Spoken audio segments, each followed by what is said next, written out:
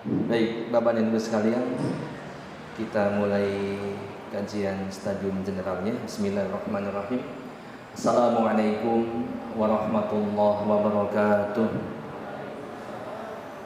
Alhamdulillah, wassalatu wassalamu ala rasulillah wa ala alihi wa sahbihi wa man walah, wa la hawla wa la quwata illa billah. Amma ba'du. Baik Bapak Ibu jamaah, kabar sehat Pak Bu?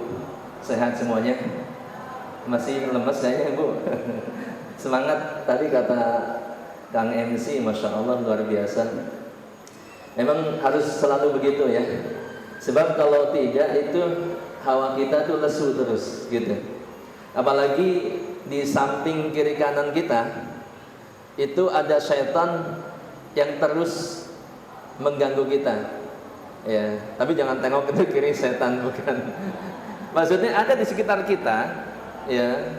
Bahkan sebelum kita berangkat pun kita diganggu oleh setan, kita dihalangi oleh setan. Sampai di masjid pun diganggu, dihalangi oleh setan. Betul tidak?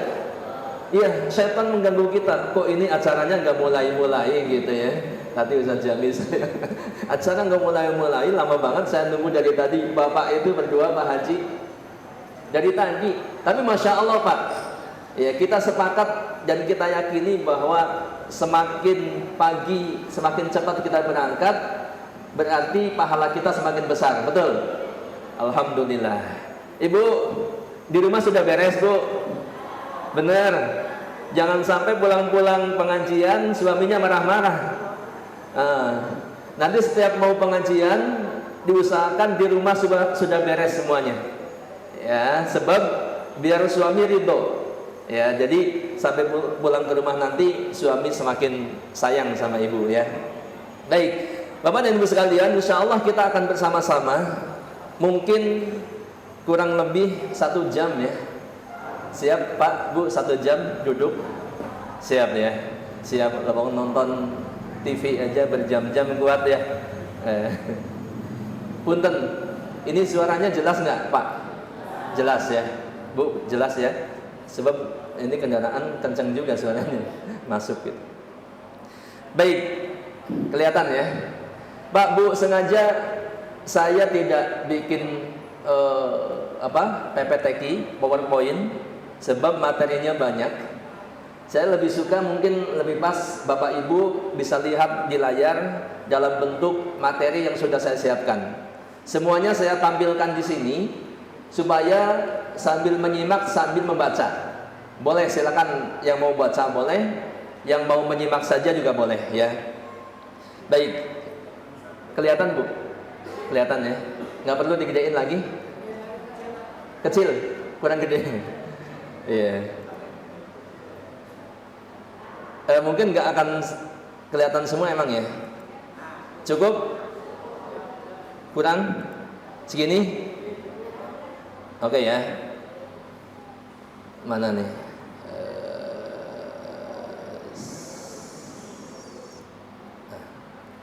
Salah ya. Baik. Materi kajian kita kali ini adalah prinsip-prinsip dasar manhaj ahlus sunnah wal jamaah.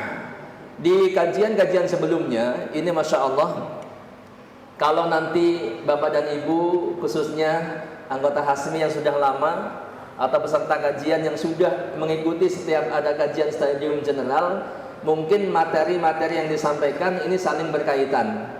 Bahkan ada poin-poin yang mungkin sama persis dengan materi yang sebelumnya.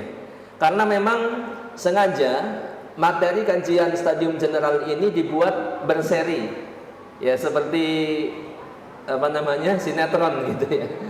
Kalau dulu dari awal ada Islam yang murni, ada golongan yang selamat, ya, kemudian ada dasar-dasar manhaj ahlus sunnah wal jamaah, dan kali ini prinsip-prinsip dasar manhaj ahlus sunnah wal jamaah. Ya, memang saling beririsan, tapi sedikit berbeda Bapak dan Ibu sekalian. Baik, kita lihat. Jadi di antara prinsip dasar manhaj ahlus sunnah wal jamaah, yang pertama adalah sumber agama Islam adalah wahyu dari Allah berupa Al-Quran dan As-Sunnah. Ini sumber agama Islam, sumbernya adalah Al-Quran dan Sunnah. Ya, baik. Kita lihat salah satu prinsip yang paling dasar dari ahlu sunnah wal jamaah. Ya, ahlu sunnah wal jamaah itu golongan yang selamat, peniti siratal mustaqim. Ahlu sunnah adalah siratal mustaqim. Siratal mustaqim itu ahlu sunnah wal jamaah. Ya, baik. Prinsip yang paling dasar adalah yaitu menimba pemahaman Islam dan hidayah dari sumber yang benar, yaitu wahyu dari Allah berupa Al-Quran dan As-Sunnah. Al-Quran dan Sunnah Rasulullah, ya, Sunnah atau hadis, ya, ini adalah wahyu dari Allah Subhanahu Wa Taala. Jadi Al-Quran dan termasuk As-Sunnah ini adalah wahyu, ya, baik arti maupun huruf-hurufnya. Ini Al-Quran. Sedangkan Sunnah, ya, mohon maaf, sedangkan Sunnah ini adalah wahyu dari Allah, dari arti dan maknanya dari Allah, sedangkan yang disampaikan kepada kita adalah melalui lafaz Rasulullah SAW dan juga penerapan beliau dalam menerapkan Islam dalam kehidupan beliau. Yang keduanya ini datang dari Allah Subhanahu Wa Taala, ya, dan dijaga oleh Allah Subhanahu Wa Taala.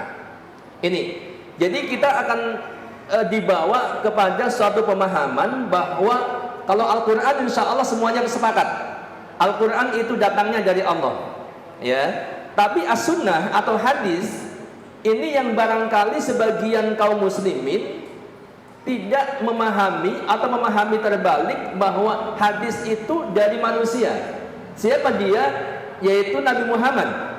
Ya, nah, padahal hakikatnya As-Sunnah ataupun hadis itu pun datangnya dari Allah Subhanahu Wa Taala. Ya, baik. Kita akan lihat yang pertama dalilnya di sini adalah dalil tentang bahwa Al-Quran ini sumber beragama. Allah Subhanahu Wa Taala berfirman, "A'udzubillahi minasyaitonirrajim. Inna hadzal Qur'ana yahdi lillati hiya aqwam. Wa yubasyirul mu'minin alladzina ya'maluna salihati anna lahum ajran kabira." Sesungguhnya Al-Quran ini memberikan petunjuk kepada jalan yang teramat lurus. Semua sudah yakin. Dan memberi kabar gembira kepada orang-orang yang beriman yang mengerjakan amal soleh bahwa bagi mereka ada pahala yang besar. Yang selanjutnya adalah surat Al-Baqarah ayat yang kedua. Semuanya kita sudah hafal. Dzalikal kitabul la raiba fihi hudal lil muttaqin. Kitab Al-Quran ini tidak ada keraguan di dalamnya dan dia merupakan petunjuk bagi orang-orang yang bertakwa. Al-Quran, ya. Nah, artinya bahwa sumber beragama ini adalah yang paling utama Al-Quran. Ya, kemudian wahyu dari Allah yang lainnya adalah hadis. Kita lihat, kita harus menjadikan sunnah ataupun hadis juga sebagai sumber dalam beragama. Wa ma atakumur rasulu fakhuduhu wa ma nahakum anhu fantahu wattaqullaha innallaha syadidul iqab. Artinya apa? Apa yang diberikan Rasul kepada kalian maka terimalah.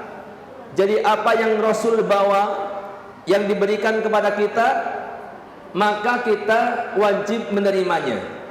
Dan apa saja sebaliknya yang dilarang oleh Rasul, maka kita harus berusaha meninggalkannya. Dan bertakwalah kepada Allah, sesungguhnya Allah sangat keras hukumannya. Bapak dan Ibu sekalian, ya, ini menunjukkan bahwa As-Sunnah itu pun menjadi sumber dalam beragama kita. Sebab Allah katakan apa-apa yang diberikan Rasul kepada kita, kita diminta untuk menerimanya. Dan yang dilarang kita harus mengikutinya. Artinya mengikuti apa yang dikatakan oleh Rasulullah bahwa itu dilarang, kita tinggalkan. Ya, ini menunjukkan bahwa As-Sunnah ini pun adalah sumber dalam kita beragama. Wa ma yantiqu 'anil hawa in huwa illa wahyu yuha. Dan apa tiadalah yang diucapkan oleh Rasulullah itu menurut hawa nafsunya, akan tetapi ucapannya itu tiada lain hanyalah wahyu yang diwahyukan kepadanya. Surat An-Najm ayat yang ketiga. Ya, baik, selanjutnya wa anzalallahu 'alaikal kitaba wal hikmah. Kita perhatikan bahwa as-sunnah pun adalah wahyu dari Allah.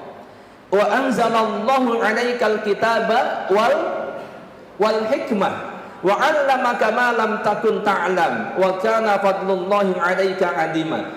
Dan juga karena Allah telah menurunkan Alkitab dan hikmah kepadamu dan telah mengajarkan kepadamu apa yang belum kamu ketahui, sesungguhnya karunia Allah sangat besar. Baik, kita lihat di sini Allah katakan wa anzalallahu 'alaikal kitab wal hikmah. Ya, hikmah itu adalah as-sunnah. Bapak dan Ibu lihat di sini. Ya, ini tafsir Al-Muyassar. Dan Allah telah menurunkan kepadamu, kepada siapa? Rasulullah sallallahu alaihi wasallam, Al-Qur'an dan As-Sunnah. Jadi hikmah di sini artinya adalah As-Sunnah. Artinya As-Sunnah atau hadis Rasulullah sallallahu alaihi wasallam itu pun adalah wahyu dari Allah Subhanahu wa taala. Pun demikian Ibnu Katsir rahimahullah dalam tafsirnya mengatakan yaitu Al-Qur'an ya serta hikmah yaitu sunnah. Ya, jelas Pak Bu. Baik. Kita lihat akan semakin jelas kalau kita melihat hadis Nabi sallallahu alaihi wasallam. Hadis riwayat Abu Dawud, Ahmad dan yang lainnya. Rasulullah sallallahu alaihi wasallam bersabda, "Ala inni utitul Qur'ana wa mislahu ma'ahu." Ketahuilah sesungguhnya aku diberi Al-Quran dan yang semisalnya. Yang semisalnya yaitu sunnah bersama-sama dengannya. Nah, Bapak dan Ibu sekalian, jadi sunnah itu pun datangnya dari Allah Subhanahu wa taala, ya. Pun demikian perkataan para salafus saleh. Hasan bin Atiyah rahimahullah berkata, "Kana Jibril yanzilu ala Rasulillahi sallallahu alaihi wasallam bis sunnah." Sesungguhnya atau adalah Jibril turun kepada Rasulullah sallallahu alaihi wasallam yaitu membawa apa? Membawa sunnah. Kama yanzilu alaihi bil Quran. Sebagaimana Jibril juga turun kepada Rasulullah membawa Al-Quran ya dari Allah. Wa yu'allimuhu iyyaha kama yu'allimuhul Quran. Bahkan mengajarkan sunnah kepada Rasulullah itu sebagaimana Jibril mengajarkan Al-Quran kepada Rasulullah sallallahu alaihi wasallam.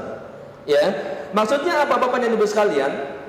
Jadi kita juga harus meyakini bahwa as-sunnah itu juga wahyu dari Allah. Ya, sebab ada sebagian orang yang mengatakan wah hadis itu kan perkataan manusia. Ya mungkin khususnya orang-orang liberal dan golongan-golongan yang menyimpang. Ya, bahkan sampai ada kelompok yang namanya ingkar sunnah, yaitu kelompok-kelompok yang menolak sunnah. Ini ada. Ya mungkin di sekitar kita juga ada. Yang ciri-cirinya kalau kita dikasih buku dari mereka, kutaib buku kecil, itu isinya semuanya dalil dari Al-Quran. Gak ada sama sekali dalil dari hadis Nabi. Ini ciri yang paling terlihat. Atau kalau mereka ngomong atau mereka pengajian, dalilnya semuanya Al-Quran. Ya, tidak sama sekali menggunakan dalil hadis. Sebab mereka menolak hadis. Ya, karena hadis sifatnya dzonni, dugaan, belum tentu hadis itu benar. Ya, sedangkan Al-Quran sudah pasti benar. Ini menurut mereka. Ya, akan tetapi kalau kita melihat ayat-ayat Al-Quran, justru Al-Quran menyuruh kita wa ma'atakumur rasulu fakhuduhu. Betul Pak? Apa-apa yang diberikan Rasul kepadamu maka ambil dia. Ya, berarti kita diperintahkan untuk menerima hadis atau sunnah. Ya, akan tetapi ada sebagian Orang yang kemudian hanya mencukupkan dengan Al-Quran. Dan kalau sudah begitu, jelas tidak akan menjalankan agama Islam ya sebagaimana Rasulullah menjalankan agama Islam. Sebab sholat saja kalau kita nggak melihat hadis, ya kita nggak akan bisa melaksanakan sholat dengan tepat. Betul Pak Bu? Ya dalam Al-Quran diperintahkan sholat sifatnya perintahnya global. Ya rinciannya di mana? Di dalam hadis. Sallu kama ra'aitumuni usolli. Sholatlah kalian sebagaimana melihat aku sholat. Nah, Bapak dan Ibu sekalian, ini penting untuk terus diserap oleh kita, diyakini oleh kita bahwa sumber beragama adalah Al-Quran dan As-Sunnah. Dan As-Sunnah itu juga termasuk wahyu dari Allah Subhanahu wa taala. Ya. Nah, perintah-perintah untuk mengikuti Al-Quran dan As-Sunnah, di antaranya kita lihat hadis yang ini Bapak dan Ibu sekalian, ya. Taraktu fikum amrayni lan tadillu ma tamassaktum bihima kitaballah wa sunnatan nabiyhi. Aku tinggalkan kepada kalian dua perkara yang kalau kalian berpegang teguh kepada dua perkara ini, niscaya kalian tidak akan pernah tersesat. Yaitu apa? Kitabullah dan sunnah nabinya. Berarti jelas sunnah ini juga harus dipegang kuat menjadi sumber dalam beragama Islam. Nah terus ada lagi orang-orang yang mengambil sumber bukan dari dua sumber ini. Kalau kita lihat ternyata mereka muslimah. Ini pun menyimpang Bapak dan Ibu sekalian, bahkan lebih menyimpang. Ada orang mungkin yang mengambil sumber dalam beragamanya dari kitab-kitab yang lain. Entah itu kitab terdahulu seperti Taurat, Suhuf Ibrahim, Taurat, Injil, Zabur, kemudian dicomot-comot jadi sumber. Ya, jadi aturan dalam agama. Atau kemudian mengambil dari kitab-kitab agama yang lain. Agama Hindu, Buddha punya kitab, ya, mungkin Weda, Tripitaka atau apalah gitu ya. Dicomot ada satu kalimat yang bagus atau satu perintah yang bagus, satu ajaran yang bagus menurut dia, diambil kemudian diterapkan di dalam beragama. Maka ini jelas menyimpang, ya. Atau kitab kepercayaan yang lainnya. Sampai-sampai ada orang yang meyakini, saya pernah baca buku, ya buku kecil, ajaran di situ ada perintah sholat, ya perintah sholat, tapi sholatnya cuma satu kali di tengah malam.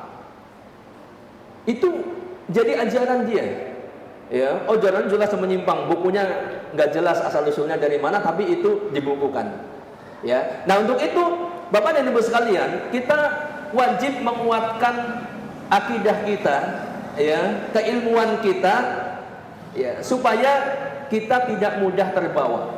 Ada juga orang-orang kelompok yang menjadikan mimpi mursyidnya atau syekhnya atau gurunya atau ustadznya kemudian menjadi agama, ya, menjadi syariat dalam beragama, menjadi amalan dalam agama. Ini pun jelas, ya, tidak benar alias menyimpang. Untuk itu Bapak dan Ibu sekalian, ya, kita yakini bahwa sumber beragama Islam adalah wahyu dari Allah, yaitu Al-Quran dan As-Sunnah. Ini yang mutlak benar. Baik. Yang kedua, di antara prinsip dasar manhaj ahlu sunnah wal jamaah, yakni ijma' sahabah atau ijma' sahabat, ini adalah hujjah syar'iyah, ya, hujjah petunjuk atau dalil syar'iyah, ijma' sahabat. Kita akan melihat pelan-pelan Bapak dan Ibu sekalian. Secara bahasa, ijma' itu bermakna al-ittifaq. Apa? Al-ittifaq, yaitu kesepakatan. Ya, ada sering candaan di antara asatid, ya, kalau sepakat kita ijma' nih, gitu kan. Jadi kalau antum sepakat, antum Ya, secara bahasa boleh bilang kita berijma, ya. Ijma, ittifaq, sepakat gitu ya. Maka dikatakan ajma'al qaumu ala kada, ai ittafaqu alaih. Suatu kaum telah berijma atas sesuatu, maksudnya mereka bersepakat, ittafaqu alaih. Ini ijma artinya sepakat. Ada yang mengatakan ijma artinya azam. Ya, ajma'a misalkan qaumu ala kada artinya berazam. Ya, bisa jadi dikatakan begitu. Azam. Tapi yang lebih mendekati daripada definisi ijma secara istilah adalah al-ittifaq ataupun kesepakatan. Secara istilah ijma sahabat ini sebagaimana dijelaskan oleh banyak ulama dan hampir setiap definisi itu sama. Saya ambilkan definisi yang disampaikan oleh Syekh Muhammad bin Shalih Al-Utsaimin rahimahullah. Beliau menjelaskan pengertian ijma. Ijma itu adalah ittifaqu mujtahidi atau mujtahidin, ada yang mengatakan begitu. Hadhil ummah ba'dan Nabi sallallahu alaihi wasallam ala hukmin syar'iyyin. Jadi ijma itu adalah kesepakatan mujtahid atau para mujtahid dari umat ini setelah wafatnya Nabi sallallahu alaihi wasallam atas hukum syara', atas hukum syariat. Ini ijma, ya, ijma sahabat. Ada perbedaan pendapat di antara para ulama, apakah ijma itu hanya terjadi di kalangan para sahabat saja? Ya, ada yang mengatakan demikian, atau ijma itu bisa terjadi di kalangan sahabat, tabi'in, tabi'ut tabi'in, bahkan ijma itu bisa terjadi sampai sekarang para ulama, kalau ada ulama-ulama mujtahidin itu bisa berijma. Ya, terlepas dari itu, tapi kalau ijma sahabat ini semuanya sepakat, Ahlus Sunnah sepakat bahwa ijma sahabat ini adalah hujjah syar'iyah, ya, dalil syariat yang bisa atau yang harus dipegang sebagai hujjah, gitu. Baik. Jika para sahabat radhiyallahu anhum telah berijma pada suatu permasalahan dalam agama, maka ijma itu syar'i dan harus diikuti. Ya. Siapa yang melanggarnya dia akan berdosa dan tersesat. Jadi orang yang melanggar atau menyelisihi ijma, dia pasti tersesat dan dia berdosa. Gitu ya. Maka suatu yang sudah menjadi ijma itu harus diikutin. Ada yang mengatakan ijma yang paling pertama, ijma para sahabat adalah yaitu dikumpulkannya Al-Quran menjadi kitab, ya, menjadi buku Al-Quran, kitab Al-Quran. Ini yang pertama, sepakat. Ya. Oh ya, termasuk diangkatnya Abu Bakar As-Siddiq menggantikan Rasulullah SAW. Itu ijma mereka. Ya, kemudian ada juga yang mengatakan ijma para sahabat berijma sebab para sahabat tidak memandang suatu amal yang kalau ditinggalkan menyebabkan kafir selain sholat. Ya, mereka sepakat bahwa meninggalkan sholat, tidak sholat sama sekali, bagi seorang muslim itu statusnya menjadi kafir. Ya, dan yang lain-lainnya. Yang ini sudah dibukukan, sudah dibuatkan kitab atau disusun oleh para ulama. Ya, kalau tidak salah mungkin tentang ijma, yaitu kumpulan ijma misalkan. Ya, itu bisa dicari. Ya, di sana nanti akan ada penjelasan-penjelasan atau contoh-contoh yang jadi ijma. Baik. Ijma sahabat adalah maksum. Apa itu maksum? Maksum itu kalau bahasanya terbebas dari dosa atau terbebas dari kesalahan. Ijma sahabat maksum, artinya pasti benar. Ya, walaupun perorangan mereka tidaklah maksum. Walaupun personel-personel dari sahabat itu tidak maksum, tidak bebas dari kesalahan, tidak bebas dari dosa. Namanya manusia, punya salah, punya dosa. Tapi kalau mereka sudah bersepakat, kesepakatannya itu benar, maksum, terbebas dari dari kesalahan. Ya, ketika keyakinan mereka pada suatu masalah terbagi lebih dari satu, maka kita harus mengikuti salah satunya dan tidak boleh menentukan keyakinan yang lain.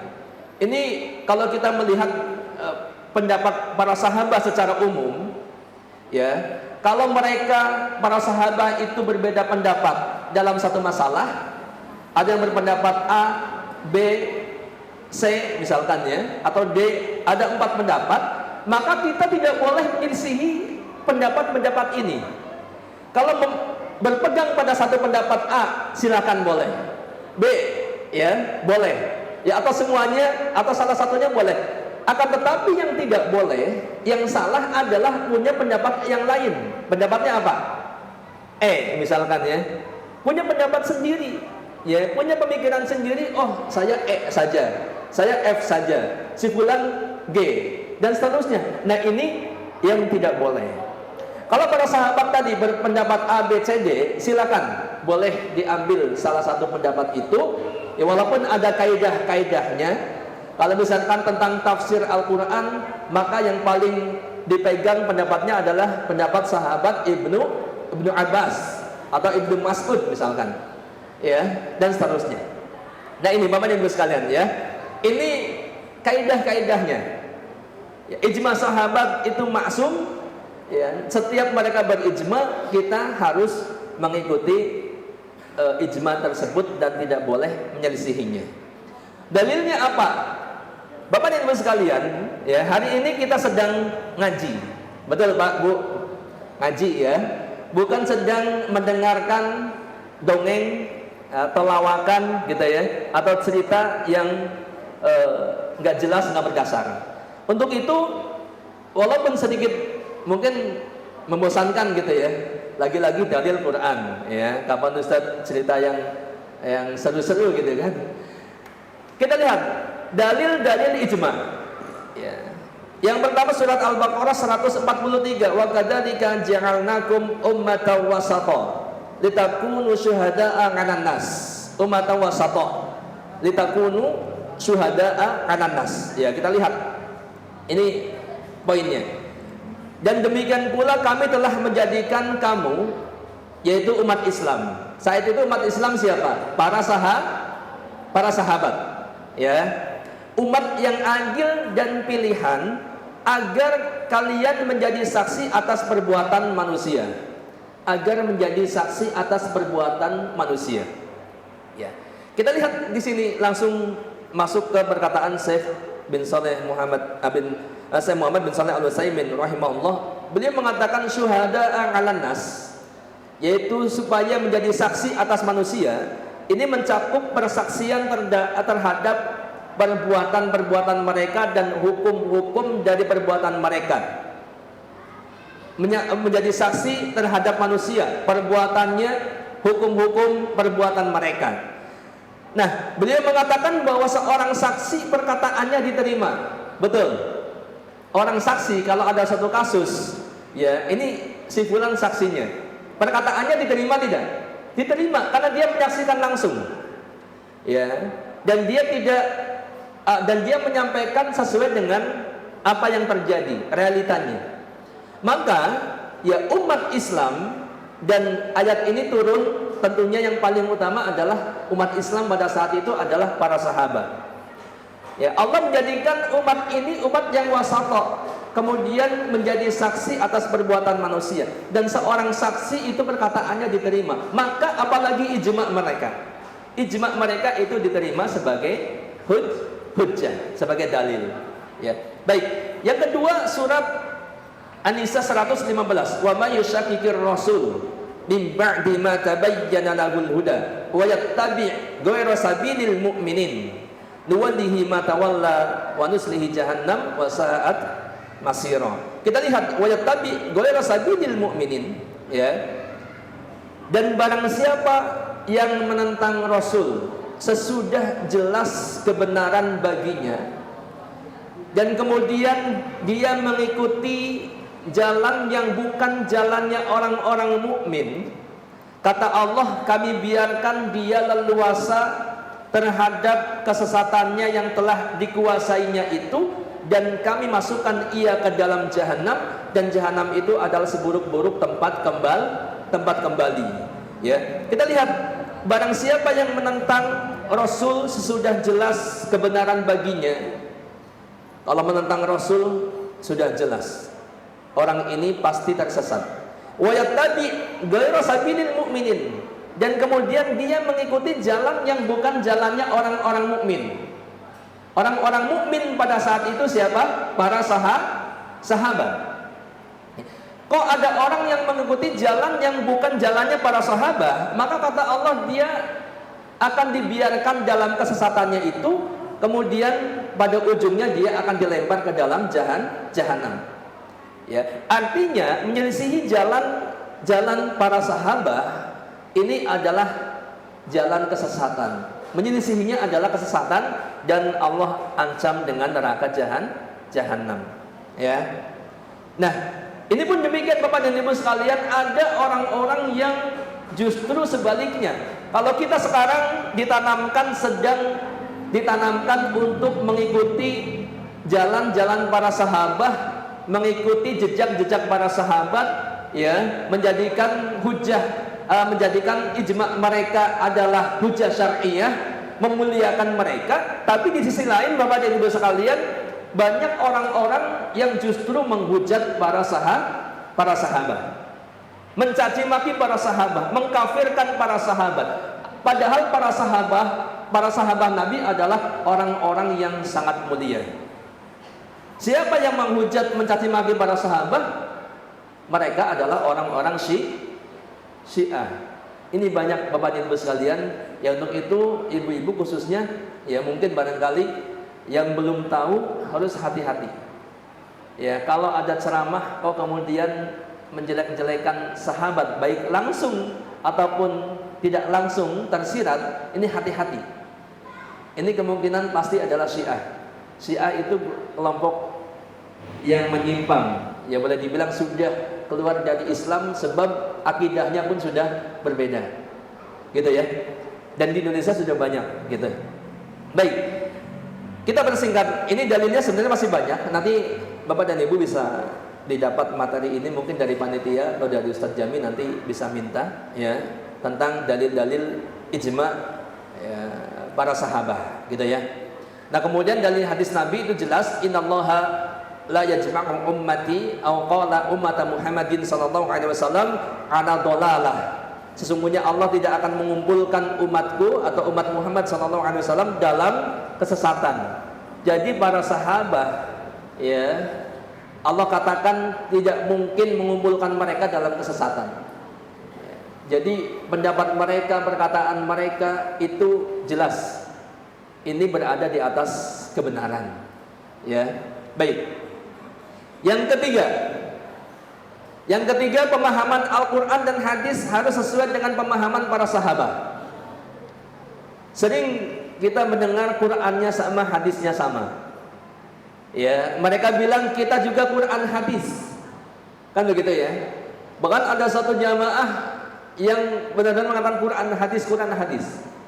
Kan, tetapi kalau kita lihat ternyata Quran hadis itu berdasarkan pemahaman siapa? Pemahaman kelompoknya sendiri. Maka ini keliru jika memang begitu. Sebab Quran hadis itu harus didasarkan atas pemahaman para sahabat. Inilah manhaj Ahlus Sunnah wal Jamaah. Ya, jangan mengklaim Ahlus Sunnah wal Jamaah kalau memahami Quran hadis bukan berdasarkan pemahaman para sahabat. Ya, sebab pasti akan menyimpang. Ya, pasti dipenuhi dengan hawa nafsu.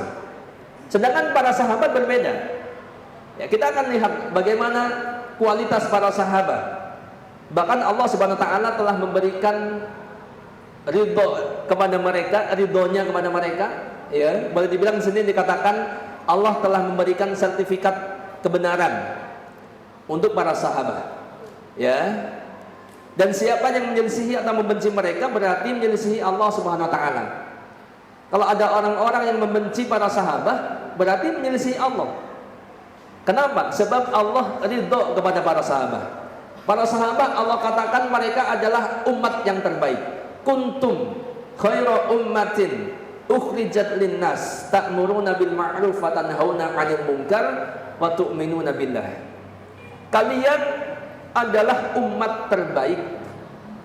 Ya, khitab daripada wahyu surat Ali Imran 110 ayat ini yang dituju maksudnya, yang dimaksud adalah para sahabat. Walaupun kemudian para ulama ada yang mengatakan kalau suatu kaum mempunyai ciri-ciri seperti para sahabat yang disebutkan ini, maka dia pun termasuk umat yang terbaik. Tapi yang pasti ini ditujukan kepada para sahabat.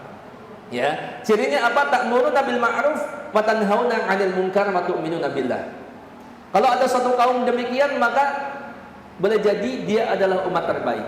Ya, walaupun tentunya umat yang terbaik yang dimaksud yang di sini adalah para sahabat, dan generasi setelahnya tidak akan melampaui para sahabat. Dan para sahabat masuk dalam ayat ini dikatakan kuntum khairu ummah.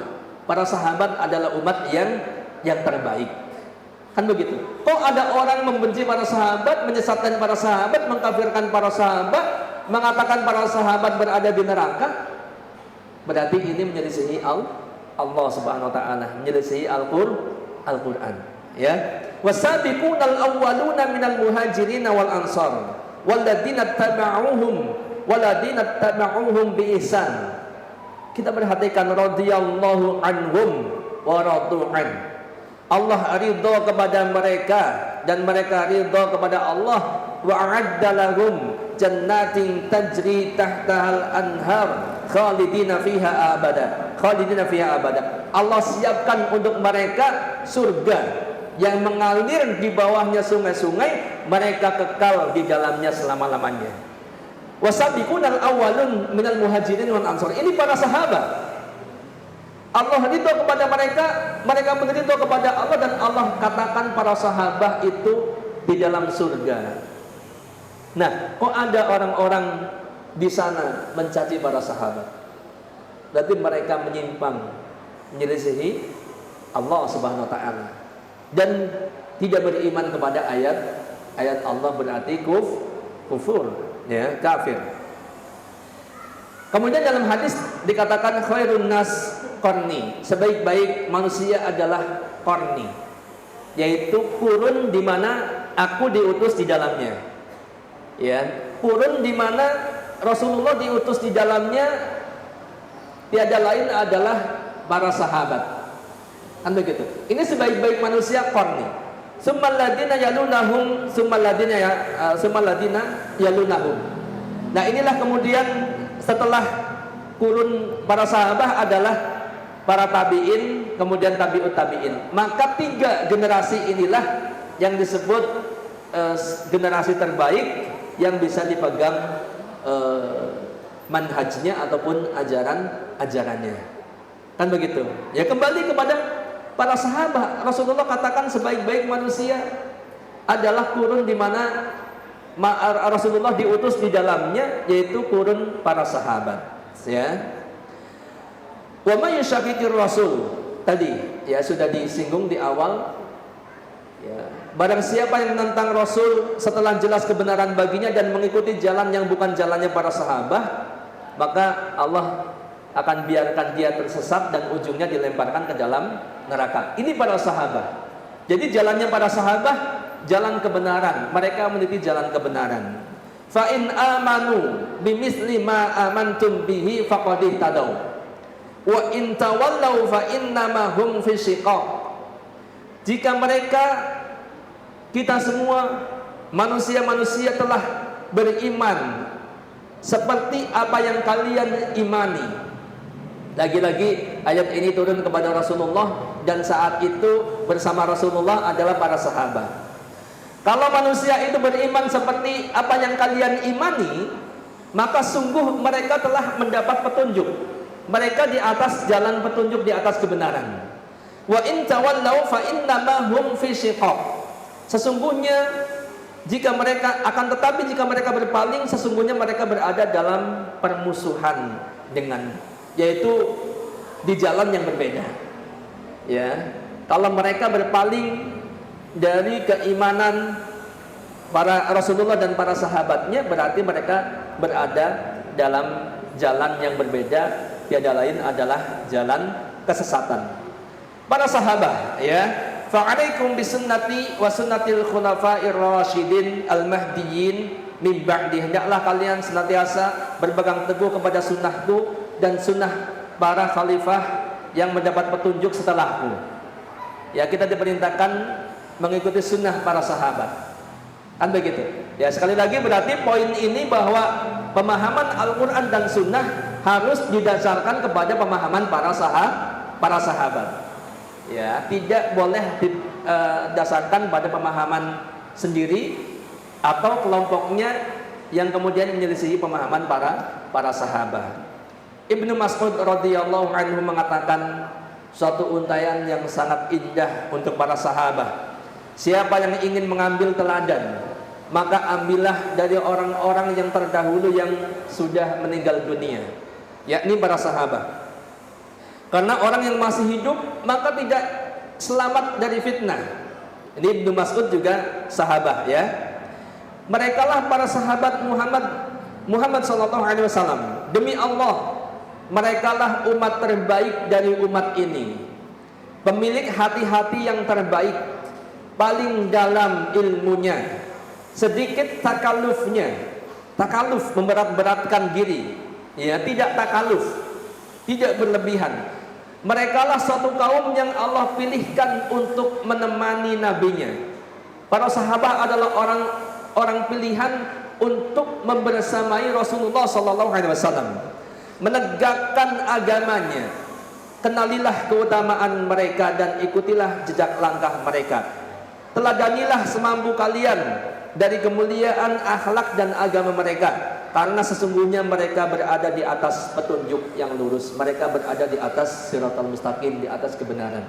Ini para sahabat, kan begitu. Jadi prinsip yang keberapa? Ketiga, bahwa Al-Quran dan hadis sebagai sumber agama Islam ini pemahamannya harus disandarkan kepada pemahaman para sahabat. Pertanyaannya, bagaimana caranya? Ya Ustadz, kita kan orang awam, ya, kita semua orang awam nih. Bagaimana kemudian kita tahu Al-Quran dan hadis ini kita sandarkan kepada pemahaman para sahabat? Caranya gampang, Bapak dan Ibu sekalian. Ya, kenapa saya bilang gampang? Gampang, ikuti pengajian Hasmi. Ikuti pengajian-pengajian yang mendakwahkan sunnah, pengajian-pengajian yang lurus ahlu sunnah wal jamaah. Ya, maka dari situlah kita akan tahu bahwa Al-Quran ini ditafsirkan dengan pemahaman para sahabat. Sebab ya, metode penafsiran itu biasanya tafsir Al-Quran, kalau kita lihat kitab tafsir Ibnu Katsir, di Muqaddimah itu dijelaskan metode penafsirannya. Yang pertama, Al-Quran ditafsirkan dengan Al-Quran. Ya, biasanya ada ayat berbunyi demikian, nanti di tempat yang lain, ayat yang lain berbunyi dengan bunyi atau makna yang sama, kandungan yang sama, maka itu ditafsirkan. Ya. Kemudian Al-Quran yang kedua, Al-Quran ditafsirkan dengan hadis Nabi. Ya, Al-Quran berbunyi demikian, kemudian ada hadis Nabi berbunyi demikian. Ya, maka ini Al-Quran ditafsirkan dengan hadis Nabi. Yang ketiga, Al-Quran ditafsirkan dengan perkataan para sahabat, pendapat para sahabat. Ya, atau ada nanti Al-Quran ditafsirkan dengan bahasa. Ya, misalkan kaidah bahasa Arab, gitu ya. Dan seterusnya. Makanya kita penting menimba ilmu dari tempat-tempat pengajian yang tepat. Jangan sampai salah. Ya, walaupun tidak harus dihasmi. Ya, tapi yang dipesan adalah pengajian-pengajian yang sesuai sunnah. Kan begitu. Ya, syukur-syukur bisa dihasmi bersama hasmi. Ya, tapi tidak dihasmi pun tidak mengapa. Mau ngaji di mana saja silakan. Yang penting pengajiannya jelas. Yang disampaikan itu cara-cara penyampaiannya seperti penyampaian ahlu sunnah wal jamaah. Kan begitu. Bukan kemudian justru menyimpang. Nah, untuk itu dasarnya, pondasinya harus kuat, harus bisa, gitu ya. Kalau sudah tahu pondasinya, sudah punya pondasinya, insya Allah bisa menilai mana pengajian yang benar dan mana pengajian yang menyimpang. Sebab ada aja yang menyimpang. Baik, yang selanjutnya yang keempat, ya, prinsip dasar ahlu sunnah wal jamaah. Yang keempat, semua hadis sahih diterima sebagai dalil dan dasar untuk semua masalah agama, termasuk akidah, ya. Baik hadis itu mutawatir ataupun hadisnya ahad. Nah, ini ibu-ibu, ya. Mana pernah terpikir mutawatir ahad gitu kan? Ya memang materinya berat gitu ya. Ini orang kuliahan sebenarnya. Hadis mutawatir ataupun hadis ahad. Ini ada di pembahasan mustalah hadis, ilmu tentang hadis gitu ya. Itu Syekh Muhammad bin Shalih Al-Utsaimin ada bukunya dan sudah banyak diterjemahkan dalam bahasa Indonesia. Ya kalau mau kuliah di STAIN Hidayah, ya biasanya pembahasannya ada. Begitu. Jadi sebelum kita masuk bagaimana hadis ahad juga ini menjadi dalil atas semua masalah agama termasuk akidah. Ya, saya akan sedikit sampaikan bahwa hadis mutawatir ataupun hadis ahad maksudnya adalah hadis mutawatir itu hadis yang selain perawinya adil, ya, maksudnya lurus, dhabitnya kuat, hafalannya kuat, orangnya tidak fasik gitu kan, tidak pernah berbohong. Ini yang meriwayatkan banyak. Ini hadis mutawatir. Ya, banyaknya itu berbeda pendapat di antara para ulama. Ada yang mengatakan 4 orang sudah termasuk banyak, ya. Kemudian ada yang mengatakan 5, ada yang mengatakan 12 kalau tidak salah. Nah, 4 orang ini dalam setiap tobaqat perawinya. Jadi dalam setiap periwayat itu minimal 4 orang. Ini hadis mutawatir. Dari Rasulullah, dari sahabat minimal 4. Kemudian setelah itu 4 lagi, setelah itu 4 lagi sampai katakanlah ya terakhir mungkin dibukukan ini perawinya sampai setiap tobaqatnya minimal 4 atau lebih. Sedangkan hadis ahad itu hadis yang perawinya tidak sampai mutawatir, tidak sampai banyak, misalkan 1 orang, 2 orang, atau katakanlah kalau 3 orang ini tidak termasuk dalam mutawatir, maka mungkin tidak sampai 4 orang setiap tabaqatnya. Atau mungkin dalam satu tabaqat satu perawi itu hanya 1. Ya, ini hadis ahad. Nah, Bapak dan Ibu sekalian, ada sebagian kelompok yang membeda-bedakan ini. Ya, jadi kalau hadis ahad mereka tidak terima untuk dalil agama, khususnya masalah akidah. Ya, kita lihat. Di antara kelompok yang menolak hadis ahad sebagai dalil adalah Jahmiyah dan juga apa? Mu'tazilah. Ya, ini kelompok-kelompok. Ya. Walaupun mungkin sekarang nggak ada muncul ini Jahmiyah, ini Mu'tazilah. Ya, akan tetapi pemikirannya ada. Maka ada istilah neo Mu'tazilah.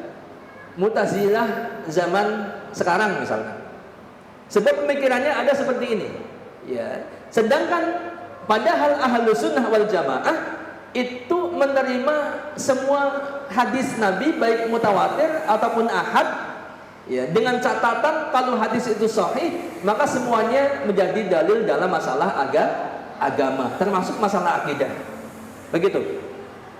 Nah, subhat mereka yang menolak hadis ahad ini bahwa hadis ahad itu sifatnya adalah dzon, dugaan. Ini menurut mereka, sehingga tidak bisa menjadi dalil. Ternyata dasar pemikiran mereka adalah filsafat orang-orang ahli kalam, gitu ya.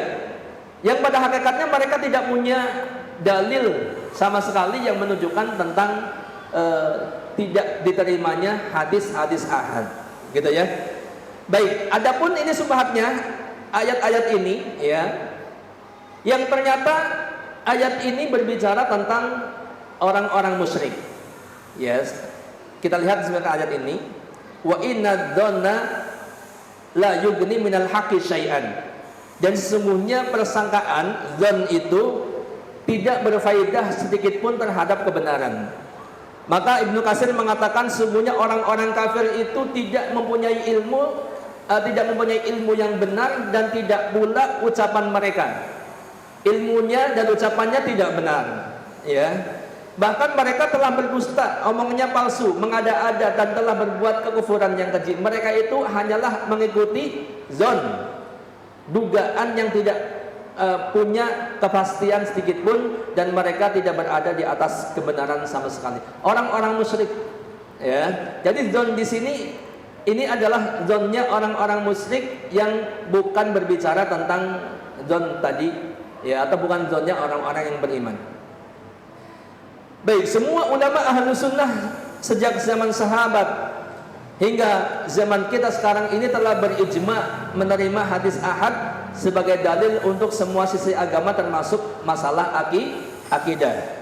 Ya, para imam yang empat, imam madhab, Imam Malik, Abu Hanifah, Imam Syafi'i, Imam Ahmad, ya, dan juga para imam ahli hadis, Imam Bukhari, Imam Muslim, serta seluruh perawi buku-buku sunan, Sunan Tirmizi, Sunan Abu Dawud, An-Nasa'i, Ibnu Majah, semua mereka tidak membeda-bedakan penggunaan hadis-hadis sahih sebagai dalil untuk seluruh bagian agama.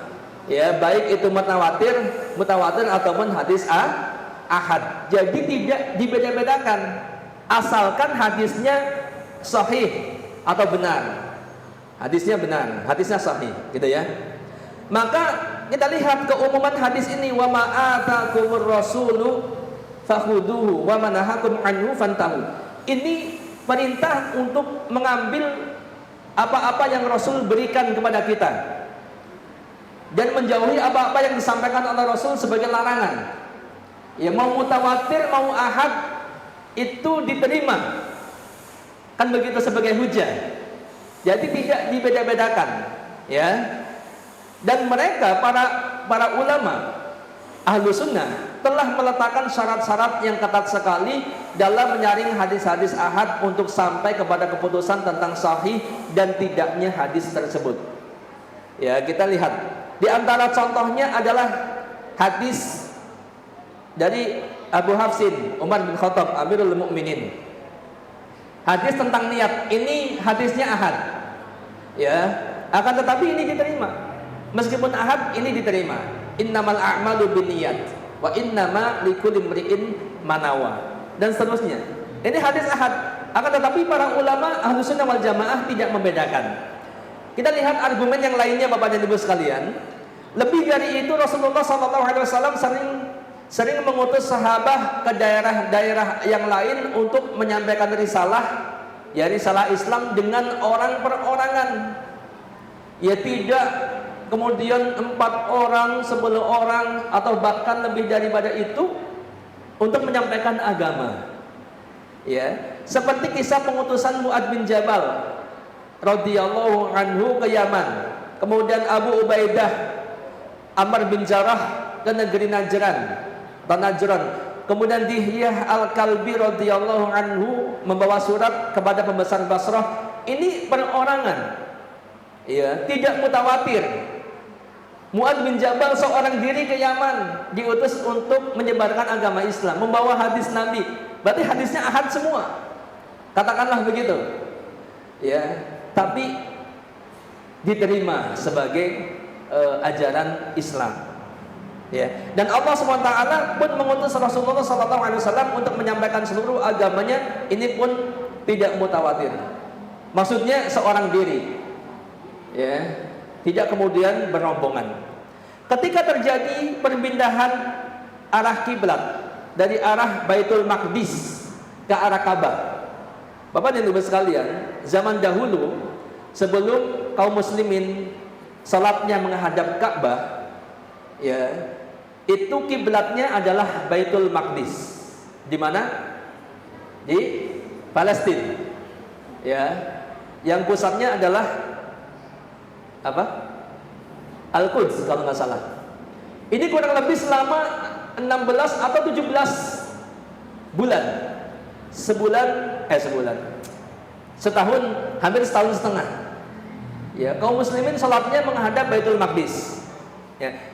Kemudian tiba-tiba turun ayat yang memerintahkan bahwa kiblatnya itu berpindah ke Ka'bah yang ada di Mekah. Maka ada seorang sahabat, ya, setelah mendengar ini kemudian melintasi orang yang sedang sholat. Ada yang mengatakan sholat itu waktu itu sholat subuh, bahkan dalam kondisi sedang ruku. Ya, para sahabat ini menyampaikan, sesungguhnya saya mendengar telah diturunkan wahyu kepada Rasulullah bahwa kiblat kita berpindah menghadap ke Ka'bah. Maka secara otomatis mereka langsung memutar. Kalau katakanlah ya, tadinya kiblatnya Baitul Maqdis di sebelah sana, langsung memutar ke arah Ka'bah. Iya. Kondisi dalam keadaan ruku langsung memutar. Ya. Yang menyampaikan satu orang, Bapak dan Ibu sekalian. Satu orang. Ini ahad bukan? Ahad. Diterima enggak? Diterima. Iya. Tidak kemudian, yang benar berapa orang yang nyampein. Ya, dilihat satu orang, enggak begitu. Ya, diterima satu orang kalau benar yang membawa adalah orang yang siqah, orang yang benar, orang yang terpercaya, maka satu orang pun hadis diterima sebagai dasar untuk agama kita dalam masalah, semua masalah agama termasuk masalah akidah. Dari Umar radhiyallahu anhu kita lihat ada seorang sahabat Ansor, apabila dia tidak bertemu dengan Rasulullah sallallahu alaihi wasallam, maka Umar radhiyallahu anhu mendatanginya dengan menyampaikan riwayat dari Rasulullah seorang diri. Umar datang kepada sahabat ini.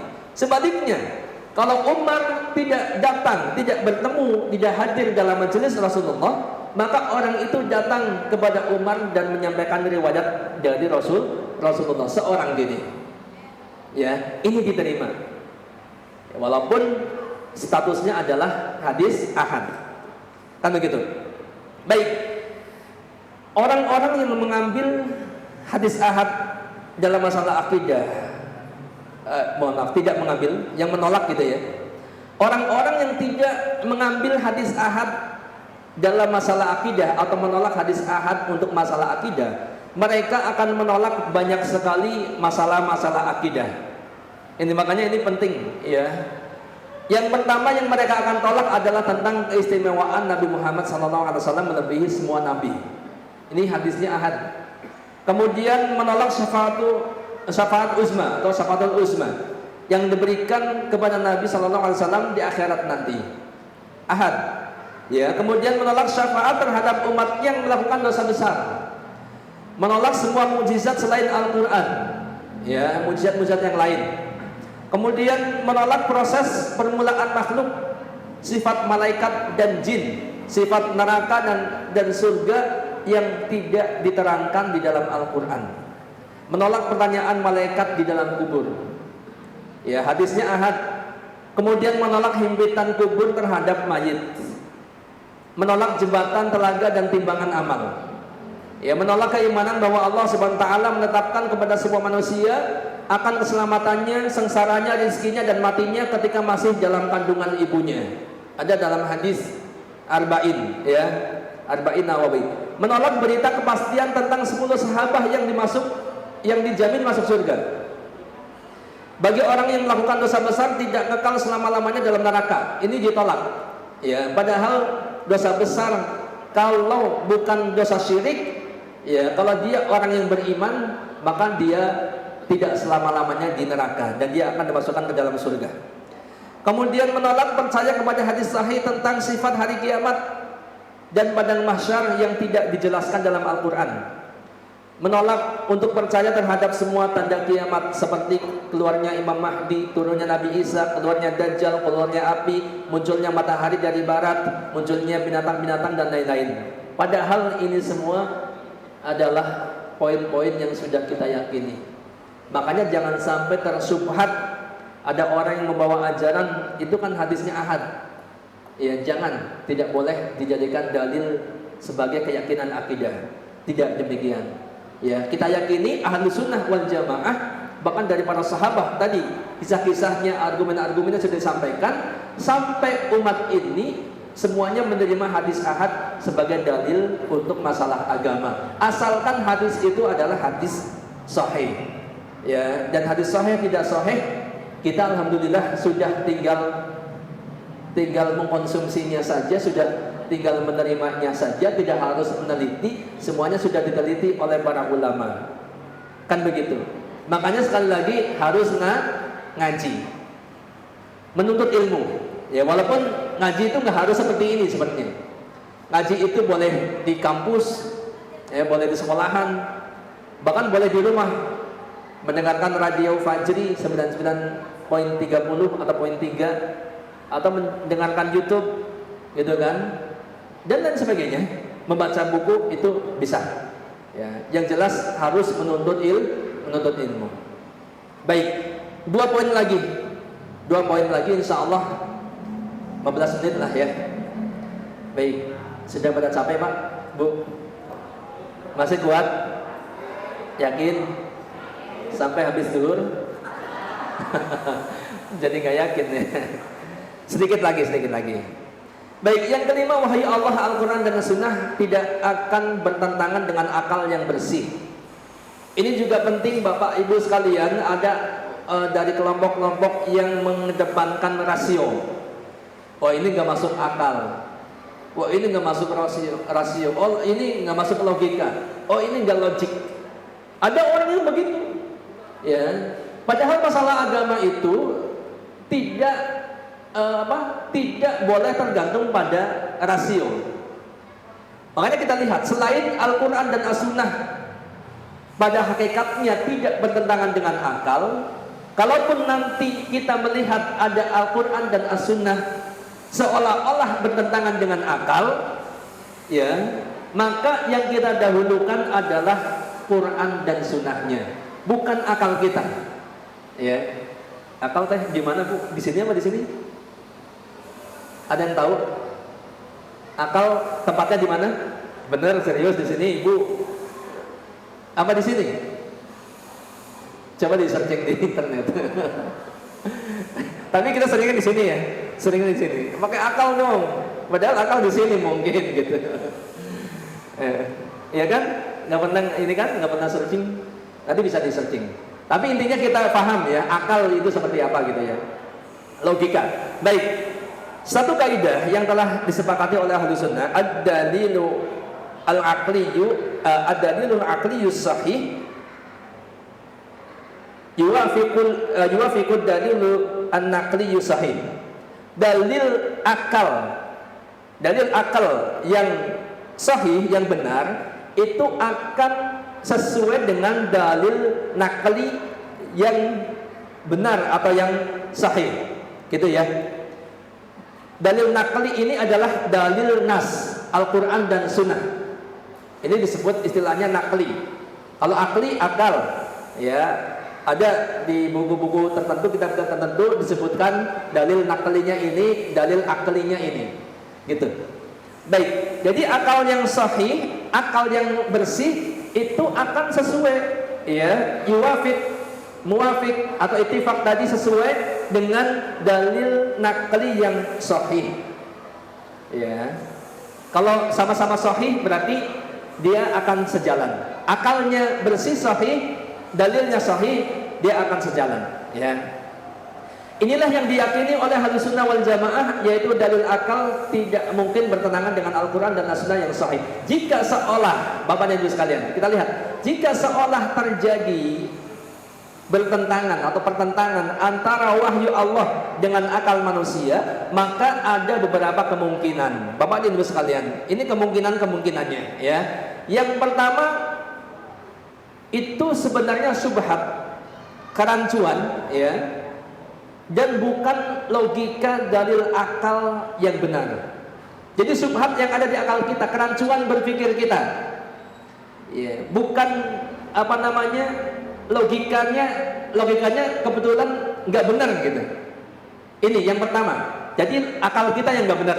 Yang kedua, dalil syar'i yang digunakan, ya kemungkinannya nih, dalil syar'i yang digunakan itu bukanlah dalil yang bisa diterima. Ya mungkin karena dalilnya tidak sahih atau adanya kesalahpahaman.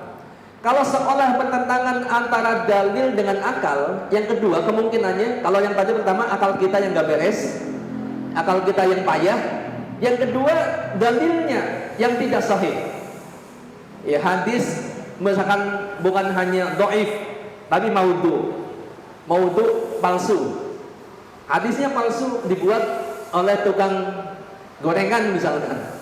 Buat hadis, wah ini nggak masuk akal. Nah ini hadisnya ternyata hadisnya palsu atau hadisnya dhaif tadi. Yang kedua kemungkinannya itu. Ya, sebab nggak mungkin bertentangan antara nas dengan akal. Yang ketiga, karena tidak mampu membedakan antara sesuatu yang mustahil bagi akal dan sesuatu yang tidak dipahami oleh akal dengan sempurna. Maksudnya beginilah, kurang lebihnya ini agak susah dipahami. Jadi kadang-kadang akal kita nggak sampai untuk memikirkan dalil itu. Ya, apalagi akal kita awam. Yang terkadang mungkin akal sebagian ulama pun nggak sampai ke sana. Ada yang memang tidak bisa dipahami dengan akal, dipahami dengan sempurna. Ya, maka bukan berarti dalilnya bertentangan dengan akal, bukan. Akal kita yang tidak sampai ke sana. Kan begitu, sehingga Ahlu Sunnah meyakini bahwa dalil Al-Quran dan As-Sunnah itu tidak akan bertentangan dengan akal yang bersih. Ya. Allah Subhanahu wa taala berfirman, afala yatadabbaruna al-Qur'an walau kana min 'indi ghairillah lawajadu fihi ikhtilafan katsira. Tidakkah mereka mentadaburi Al-Qur'an, seandainya Al-Qur'an itu bukan datang dari sisi Allah, tentulah mereka akan menemukan banyak pertentangan di dalamnya. Ya, kalau kita lihat Al-Qur'an tidak ada yang bertentangan. Kalau ada yang seolah bertentangan, lagi-lagi bukan Al-Qur'annya yang salah, tapi kita yang belum sampai. Lalu kita ngaji aja baru cetek begini, masa kita mau nyalahin ini Al-Quran bertentangan nih antara ayat ini dengan ini, kan nggak mungkin gitu, nggak bisa begitu ya. Apalagi Allah katakan tidak ada yang saling bertentangan, dan ternyata begitu.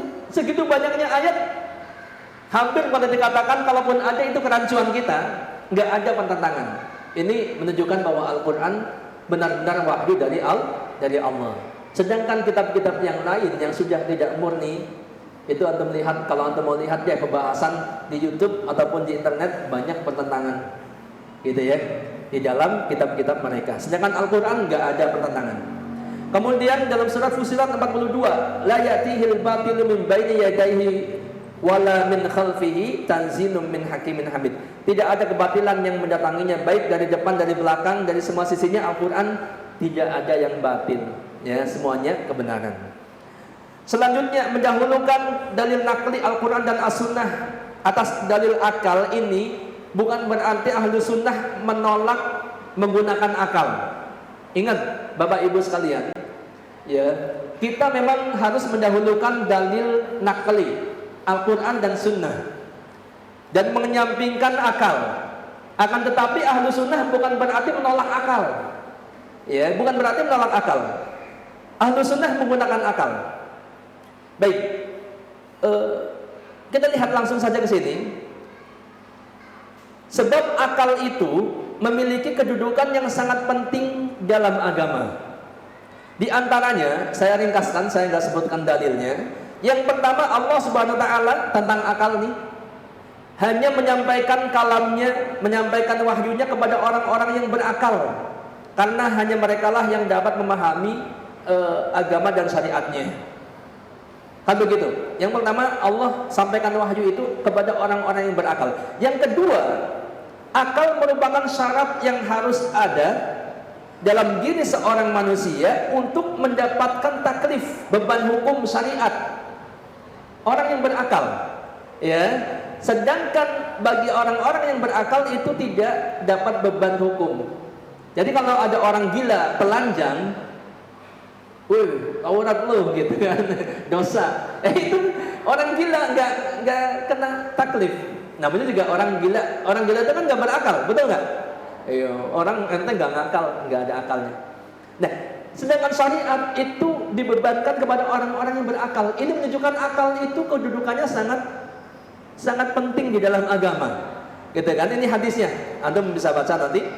Yang ketiga, Allah SWT mencela orang yang tidak menggunakan akalnya. Misalnya celaan Allah terhadap ahli neraka yang tidak menggunakan akalnya. Wa qalu law kunna nasma'u aw naqilu ma kunna fi ashabis sa'ir. Kalau seandainya dulu aku mendengar dan berakal, naqilu berakal, berpikir, ya, niscaya tidaklah kami termasuk penghuni neraka yang menyala-nyala. Ini penghuni neraka menyesal Bapak dan Ibu sekalian, karena dulu nggak pakai akalnya, logikanya nggak dipakai. Yang harusnya dia menggunakan akalnya untuk menerima kebenaran agama Islam. Ternyata orang kafir ini menyesal, tidak menggunakan akalnya, dan dia dicela oleh Allah. Ya. Yang keempat, penyebutan akal begitu banyak di dalam Al-Quran. Ya, seperti tadabbur, masalah tadabbur, tafakur, ta'akul, ya, berpikir atau menggunakan akal. La'allakum tatafakkarun, mudah-mudahan kalian berpikir. Afala ta'qilun, apakah kalian tidak berakal? Atau afala yatadabbarun al-Quran, ya, apakah mereka tidak mentadaburi, merenungi isi kandungan Al-Quran dan yang lainnya. Ini akal disebutkan banyak di dalam Al-Quran, ya, supaya digunakan. Yang kelima, Al-Quran banyak menggunakan penalaran logika rasional. Misalnya tadi afala yatadabbarun al-Quran, ya, sama.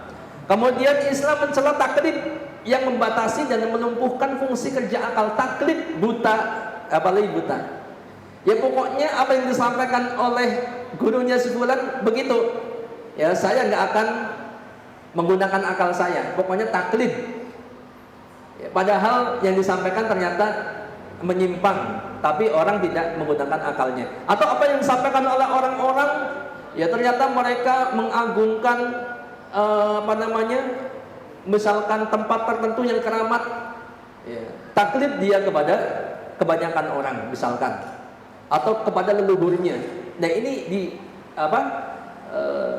dicela di dalam Islam. Termasuk taklid dalam masalah agama pun demikian. Ya, kalau dalam hal-hal yang kita bisa menggali, kok kemudian kita melu wae gitu kan? Padahal ternyata ada penyimpangan kemudian taklid. Nah, ini yang ketujuh, masalah akal menggunakan bahwa Allah menggunakan tanda atau asar untuk membuktikan adanya pemberi bekas, yaitu adanya Allah gitu ya, yang memberikan tanda tersebut, dan itu merupakan suatu proses berpikir yang dibutuhkan untuk mengetahui adanya hubungan antara asar dan pemberi asar tersebut. Jadi ada tanda-tandanya. Siapa yang mau tanda-tanda ini? Ini adalah bahwa misalkan ada tanda-tanda bahwa ini Allah itu satu, Tuhan itu satu. Ya, laukana fihi ma'alihatun ilallah la fasadata. Kalau seandainya ada ilah-ilah yang lain yang ada di atas keduanya, yaitu di bawah langit dan bumi, pasti akan rusak binasa. Kalau dunia ini eksis, itu berarti Tuhan satu. Tuhan yang menguasai alam berarti satu. Kalau ada 2, 3, apalagi 4, antum bisa bayangkan Tuhan itu kan harus berkuasa, betul? Betul nggak? Iya. Tuhan itu pengen paling jadi yang berkuasa. Kalau ada 4, bisa dibayangkan sesama Tuhan saling berperang.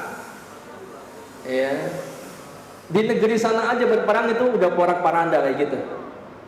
Nah, kalau sama Tuhan berperang, bagaimana dunia ini hancur? Kita nggak jadi apa-apa kita, kan begitu. Nah, ketika eksis, kecuali nanti saatnya Allah katakan hancur, itu memang Allah sudah kehendaki hari kiamat. Ketika di dunia alam ini eksis, ini berarti Tuhan itu satu. Sedangkan yang lain itu palsu. Yang lain bukan Tuhan. Ya, sebab mereka tidak punya kuasa apa-apa. Sampai setipis kulit ari, setipis min kitmir, setipis kulit yang sangat tipis itu pun mereka nggak punya peran apa-apa, nggak punya ya nggak punya peran, nggak punya apa istilahnya, ya. Baik, nggak punya peran, ya artinya nggak bisa membantu Allah Subhanahu Wa Taala, nggak punya. Baik, yang terakhir, yang keenam, Bapak dan Ibu sekalian, Ahlu sunnah beriman kepada semua khabar-khabar gaib yang datang dari Allah melalui Al-Quran dan Sunnah, serta tidak mempercayai kabar gaib dari apapun selain dari keduanya. Kalau yang kelima tadi, masalah dalil syar'i tidak bertentangan dengan akal, kan begitu ya? Mana? Jauh amat nih. Nah ini ya, diingat-ingat. Nanti yang keenam, yang terakhir, Al-Quran Sunnah. Ahlu sunnah beriman kepada khabar gaib yang datang dari Allah melalui Al-Quran dan As-Sunnah, serta tidak mempercayai khabar gaib dari apapun atau dari manapun. Baik, jadi intinya untuk masalah yang gaib, baik esok hari itu gaib, kemudian apalagi hari kiamat, ya, kemudian apa-apa yang terjadi setelah kematian kita, yaitu masalah-masalah yang gaib, ya, kemudian apa yang ada di sana yang tidak kita ketahui dengan indera, baik mata tidak bisa disentuh, tidak bisa dicium, ya, dan seterusnya. Ini yang gaib, yang tahu semuanya hanyalah Allah Subhanahu wa taala. Jadi kita pun mengimaninya harus berdasarkan wahyu. Tidak boleh mengimani kejadian-kejadian setelah hari kiamat berdasarkan apa? Ya, mungkin orang pintar, atau bahkan ada yang meramal bahwa kiamat itu akan terjadi pada hari ini tanggal sekian tahun sekian. Udah beberapa kali yang meramal begitu. Betul nggak? Dulu tahun 2012, kemarin tanggal 12 udah lewat ya. Yang diingat kemarin Shopee. Ibu-ibu paling ini. Shopee ya, benar ya? Ada sih katanya. Dulu tanggal 12 bulan 12 tahun 2012 diramal akan terjadi kiamat. Tapi nyatanya zong. Itu Allah sudah tunjukkan bahwa semua yang gaib yang tahu hanya Allah. Kan begitu. Dukun, paranormal, orang pintar, orang bodoh nggak tahu yang gaib. Ya, untuk itu Bapak dan Ibu sekalian, jangan kemudian sekali-kali kita datang kepada mereka untuk menanyakan apa yang akan terjadi besok pada kita. Ya, termasuk zodiak, apapun itu jangan dipercaya. Bahkan jangan dibaca. Ramalan mau apa turut zodiak, kartu apa segala macam, sio gitu kan. Jangan. Ya sio aneh apa sih gitu. Ternyata tikus. Tikus nanti besok akan begini-begini, besok usaha yang pas buat aneh, ini. Nggak usah percaya itu. Nol. Ya, sebab itu masalah yang gaib, masa depan, ya, jodoh, mati, celaka nggak celaka gitu kan. Itu hanya Allah yang tahu. Sampai-sampai Rasulullah SAW sendiri pun tidak tahu masalah yang gaib kecuali yang dikabarkan kepada beliau, yaitu dari Allah Subhanahu wa taala. Sedangkan secara mutlak Rasulullah, para malaikat, jin tidak tahu tentang yang gaib. Yang tahu siapa? Hanya Allah. Maka kita meyakini hal-hal yang gaib itu harus hanya berdasarkan wahyu dari Allah Subhanahu wa taala. Ya, dalil-dalilnya di sini ada. Nanti kalau Bapak Ibu mau materinya nanti bisa minta ke panitia. Insya Allah saya kirimkan ya. Baik, saya akan pilihkan satu dalil yang bisa merangkum semuanya. Ya. Surat Al-A'raf 188. Qul la amliku li nafsi naf'an wa la darra illa ma syaa Allah wa la kuntu a'lamul ghaiba lastaksartu minal khairi wa ma masaniya su in ana illa nadiru wa basyirun liqaumin yu'minun. Katakanlah wahai Muhammad, aku tidak berkuasa mendatangkan manfaat bagi diriku dan tidak pula menolak kemudaratan kecuali yang dikehendaki Allah. Dan sekiranya aku mengetahui yang gaib, perhatikan, kalau seandainya aku mengetahui yang gaib, berarti ini Rasulullah nggak tahu yang gaib. Tentulah aku akan membuat kebijakan sebanyak-banyaknya, kebajikan sebanyak-banyaknya, dan aku tidak akan tertimpa kemudaratan. Kalau Rasulullah tahu yang gaib, ini Rasulullah tidak akan ditimpa kemudaratan. Sementara kalau kita lihat, ya, mungkin berapa banyak Rasulullah ketika berjihad di medan jihad terkena panah, mungkin terkena sabetan pedang atau benturan dan lain sebagainya sampai giginya tanggal. Ya, kalau tahu yang gaib ini panah akan datang, mungkin Rasulullah menghindar atau nggak ada di situ. Ke Taif dilemparin oleh orang-orang yang menjadi target dakwah beliau. Kalau Rasulullah tahu, mungkin Rasulullah bisa menghindari hal-hal yang seperti itu. Ya, ternyata Rasulullah nggak tahu yang gaib. Ya, dan kalaupun tahu, ya, dia mengatakan tidak akan ditimpa kemudaratan. Ya. Asy-Syaukani rahimahullah mengatakan ayat ini menjelaskan ayat yang sebelumnya, yaitu orang-orang bertanya tentang kapan terjadinya hari kiamat. Maka Rasulullah menjawab demikian tadi ya. Baik, kemudian Aisyah Ummul Mukminin radhiyallahu anha berkata, "Wa man za'ama annahu yukhbiru bima yakunu fi ghadin faqad a'dama 'ala Allahi al-firyata wallahu yaqulu qul la ya'lamu man fis samawati wal ardil ghaiba illallah." Barang siapa yang mengatakan bahwasanya Rasulullah sallallahu alaihi wasallam mengetahui apa yang akan terjadi esok hari, maka sungguh dia telah berbuat dusta yang besar kepada Allah Azza wa Jalla. Sebab Allah Azza wa Jalla berfirman, katakanlah tidak ada seorang pun di langit dan di bumi yang mengetahui perkara yang gaib kecuali Allah.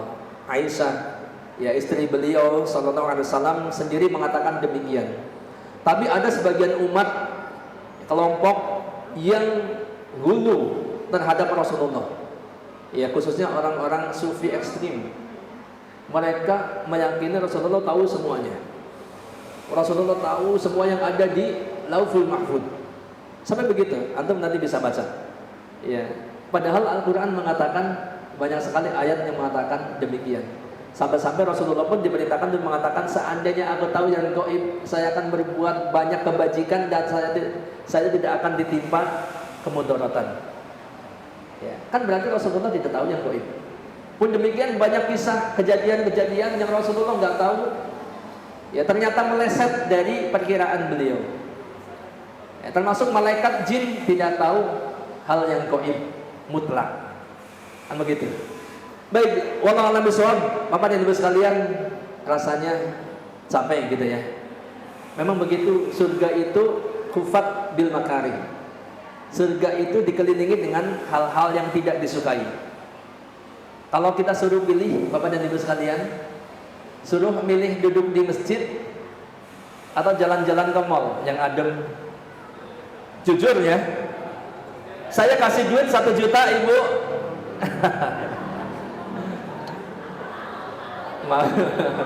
Minta sama suaminya. Emang begitu, capek dengerin, apalagi dengerin orang ngomong duduk, aduh capek. Apalagi udah pada tua gitu kan. Ini Masya Allah. Tapi inilah surga. Surga itu dikelilingi oleh hal-hal yang tidak disukai.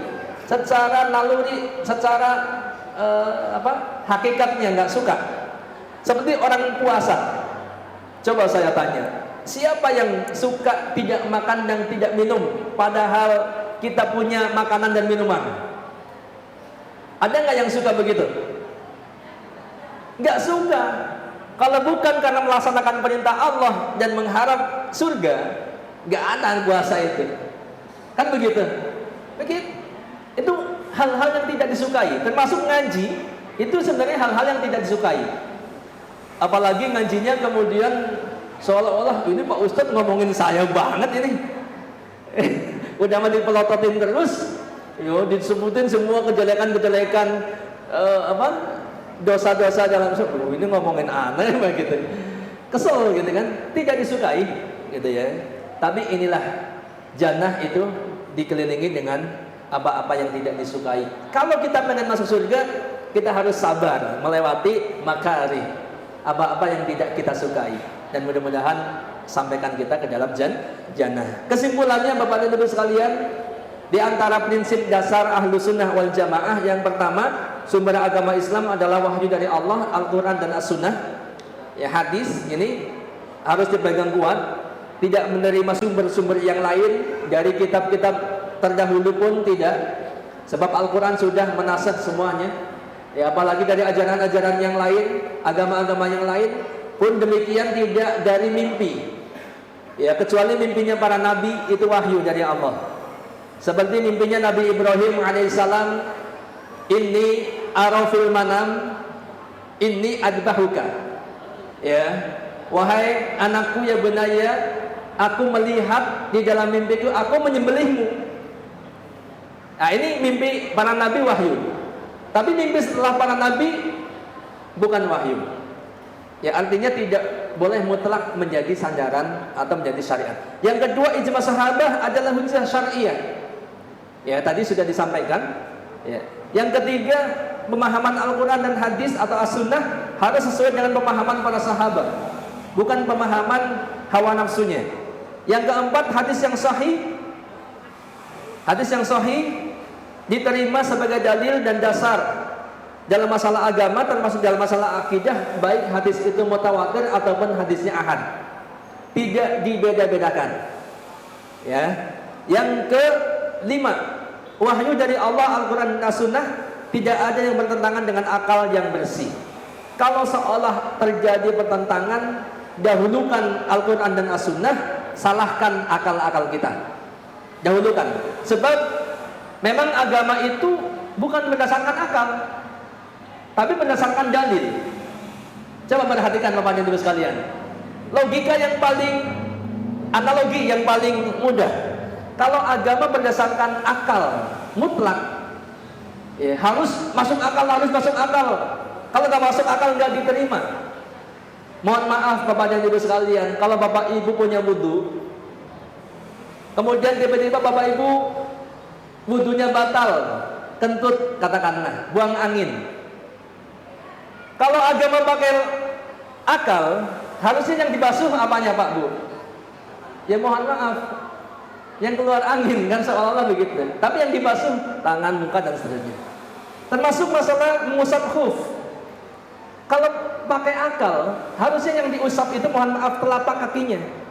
Tapi ternyata khuf yang diusap itu punggung telapak kakinya. Yang pakai kaos kaki atau sepatu khuf, ya. Tapi catatannya ketika pakai khuf atau katakanlah kaos kaki atau sepatu itu, dia sudah berwudu sebelumnya. Kemudian tiba-tiba batal.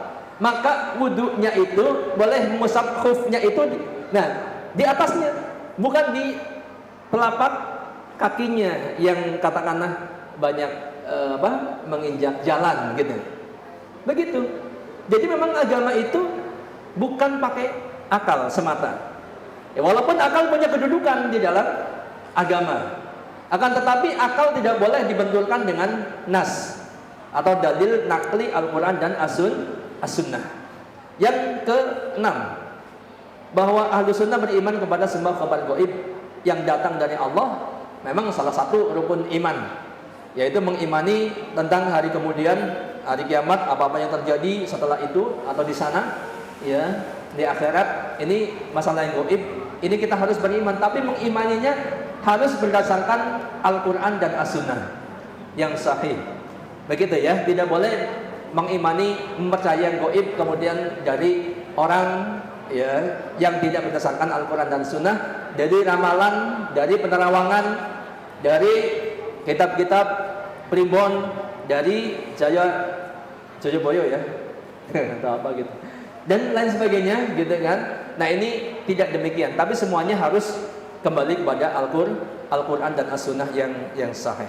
Walau alam bisawab, Kang, ini yang bisa disampaikan. Terima kasih atas perhatiannya, dan sekali lagi mohon maaf atas kekurangannya. Sifatnya hanya menyampaikan murojaah, menyampaikan materi yang ada di slide di laptop ini, ya. Tapi insya Allah mudah-mudahan sedikit banyak bisa menguatkan akidah kita, manhaj kita, ya. Dengan begitu di hari kemudian kita akan lebih jauh lagi melangkah insya Allah, ya, supaya kita tetap istiqomah di atas manhaj Ahlussunnah wal Jamaah. Terima kasih. Subhanakallahumma wa bihamdika asyhadu an la ilaha illa anta astaghfiruka wa atubu ilaik. Assalamualaikum warahmatullahi wabarakatuh.